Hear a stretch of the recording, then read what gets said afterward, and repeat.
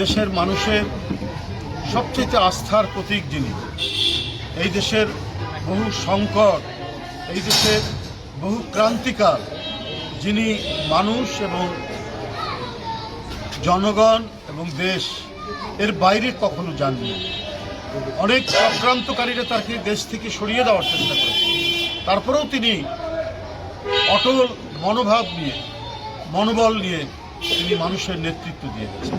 তাই আজকে সারা দেশে, শুধু বিএনপি বলে না, বা বিএনপির যে আরও অঙ্গ সংগঠন, যুবদল, ছাত্রদল, স্বেচ্ছাসেবক দল, ওই কাঠি দল, মহিলা দল আছে অনেক, কিন্তু এর বাইরেও সাধারণ মানুষ আজকে সমবেদনায়, আজকে মানুষ যে বেদনার্থ হয়ে পড়েছে তার এই গুরুতর অবস্থায়, এটা মানে ভাষায় প্রকাশ করা যাবে না।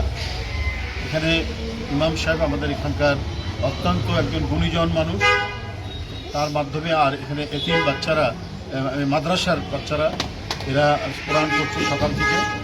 আমরা তাদের যে মানে দোয়া এবং তাদের এই কোরআন পাঠ, পবিত্র কোরআন পাঠ, এটা আল্লাহ নিশ্চয়ই শুনবেন।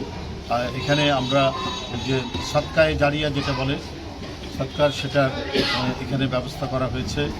এটা সম্পূর্ণরূপে যিনি এটা দান করেছেন আমাদের কফিল ভাই, তিনি কালকে আমরা জনাব মাহবুবের বাসায়, তার উদ্যোগে, আমাদের নির্বাহী কমিটির মাহবুব, তার উদ্যোগে আমরা সেখানে সাদকায়ে জারিয়া দুটো ছাগল কোরবানি দিয়েছি। আজকে 4টা ছাগল এখানে কোরবানি দেওয়া হবে।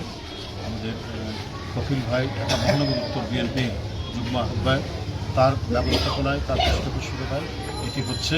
আমরা জানের বদলে জান যে সাদকা, আল্লাহ সেটা কবুল করবেন, এই জন্য আমরা উপস্থিত হয়েছি।